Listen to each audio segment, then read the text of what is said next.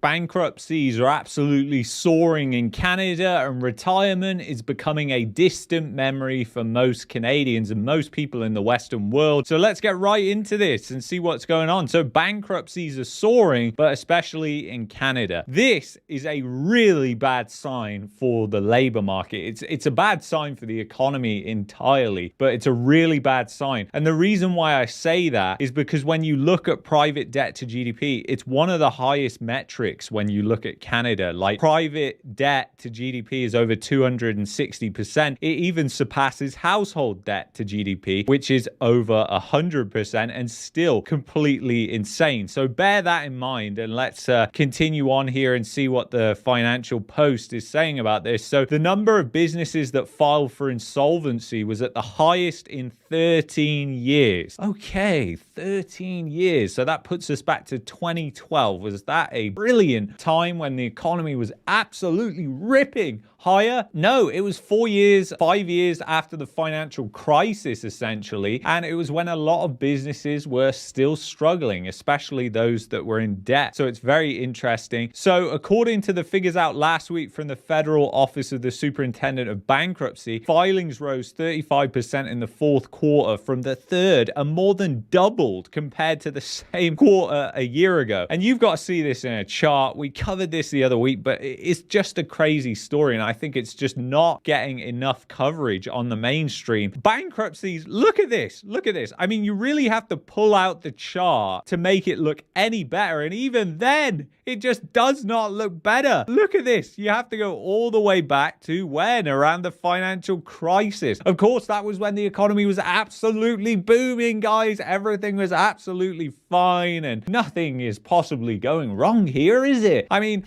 it's just absolutely crazy what is going on, but some people are just asleep at the wheel, essentially. So just to put this into comparison, you can basically see the rise in bankruptcies, and you can see that France, Canada, UK also having problems. The G7 average is up. I love it when they put this in here, guys, because basically the reason they do this is to make it look like, and the government does this. Don't you notice how the government also does this comparison, and also the mainstream media do it? That's really funny, that, isn't it? Is it just a coincidence? I don't think so. So anyway, they put this as a comparison compared to everybody else in the G7 mind, who is also in massive amounts of debt. Private business debt, household debt, their standard of livings are going down. And you always hear the government, especially Chrystia Freeland, who goes, it's not just Canada that is experiencing inflation, it's the UK, it's Europe, it's the United States. Oh, so that's your get out of jail free card, just compared to other countries that also have insane amounts of debt, that also have massive asset bubbles, perhaps not in housing, but in other areas as well. It's just absolutely crazy, guys, what we have to put up with. And then they also talk about business owners who are unable to pay back government pandemic loans known as CBA by the January 19th deadline now have to pay 5% interest and make monthly payments on what was previously an interest-free loan with no monthly payments. So that happened, guys. And remember, the CFIB was coming out saying all these businesses are going to go bankrupt and everything's going to go wrong. And essentially, you can't argue with them, because a lot of businesses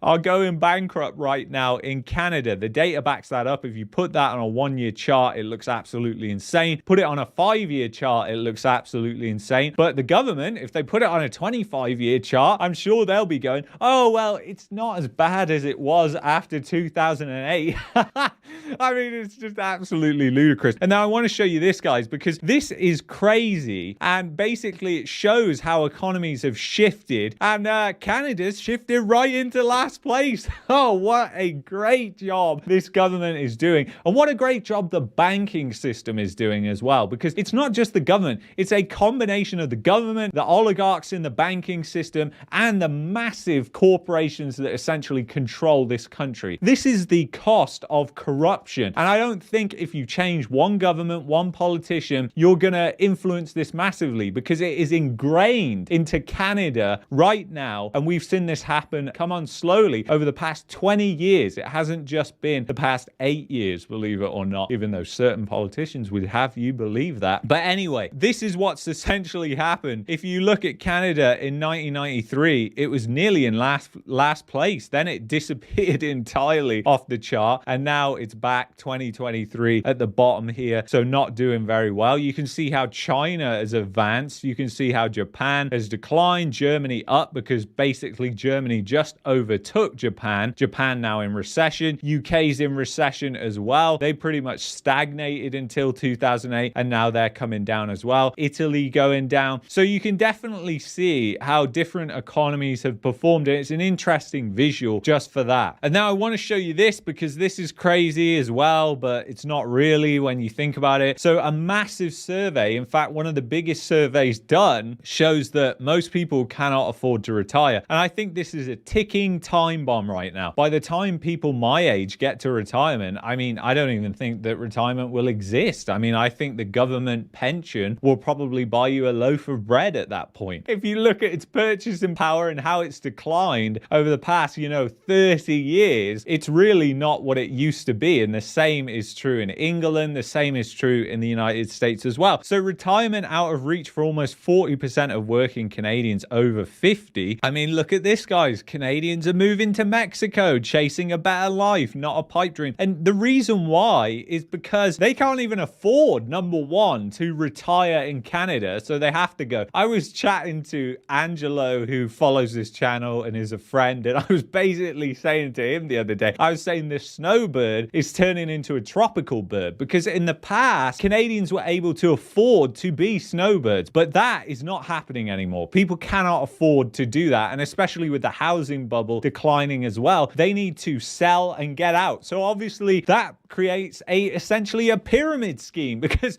all the people have already started doing this. This has already started, guys. I've been saying about this for years. Essentially, the people at the top started selling, moving away, but there's only so long that that's going to work for. So it's just insane, but this is what's happening. So let's dig into the survey. So saving for retirement was a struggle before inflation hit the roof in this country, but over the past few years, it has become more of an uphill battle. Higher borrowing costs, inflation, and stock market volatility have added to more challenges in preparing for retirement. Really, guys? The stock market's at all-time high right now. Doesn't that mean the economy's booming? No, it's just some stocks pulling up indexes to all-time high. Most people who have a portfolio right now will know that it's not all stocks that are up at all-time highs, and especially bonds have been hit particularly hard. So the largest study of its kind, according to the NIA, it surveyed almost 6,000 Canadians to gain insight into growing older in this country. And it paints a dismal picture. What would you expect, though? Only a third, about 35% of working Canadians 50 and older say they are in the financial position to retire when they want, while almost 40% said they cannot afford to retire. And think about how much of this is predicated on household wealth built up during this housing bubble as well. So it is crazy when you factor in that. It's probably even less than this. Even among older Canadians over 80, only half of those still working said they could afford to retire when planned. The fact that half of Canadians 80 plus still working and intending to retire did not believe they can afford to retire suggests that many who stay in the labor force into very old age are doing so out of necessity rather than choice, obviously. The ability to afford to retire also varies across the country. Quebec stands out as a province where Canadians are aging well. Why is that? Quebec is one of the most corrupt provinces in Canada, and it can do what it likes because of when they essentially were voting to separate, they got granted all these different things, and essentially that they could veto pretty much any law or legislation. So Quebec is kind of like its own country in some respects, and that has pulled the Confederation apart a lot to a large extent, and I think will actually be the nail in the coffin for the Confederation eventually down the road. Almost half of the people here over 50 said that they could afford to retire when they want, the highest of any province. At the opposite end of the scale is Alberta, where only 22% said they could afford to retire, a decline of 10 percentage points since 2022. So think about that for a second, guys,